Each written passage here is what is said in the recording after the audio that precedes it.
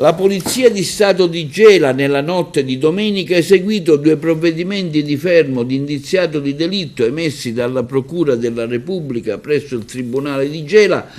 verso 2 pregiudicati gelesi, un 40enne e un 36enne, per il reato di rapina aggravata in concorso. Nel pomeriggio del 24 aprile scorso, un equipaggio della sezione volanti, a seguito di una richiesta pervenuta al commissariato tramite il numero di emergenza, è intervenuto in corso Vittorio Emanuele, in quanto era stata segnalata una rapina consumata da 2 individui travisati a bordo di scooter ai danni di un commerciante di gioielli gelese. Le indagini condotte dalla squadra investigativa del Commissariato di Pubblica Sicurezza, coordinate dalla Procura della Repubblica di Gela, hanno individuato i presunti autori del delitto, 2 cugini, attraverso la visione delle immagini del sistema di videosorveglianza cittadino. Gli investigatori sono quindi riusciti a ricostruire le varie fasi della rapina e il percorso di fuga dei responsabili. In particolare i 2 autori riconosciuti dagli agenti della polizia,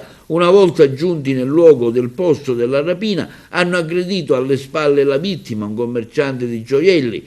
strappandogli di mano con violenza una borsa e uno zaino contenenti gioielli per un valore di circa 100.000 euro, dandosi poi a precipitosa fuga a bordo di uno scooter privo di targa.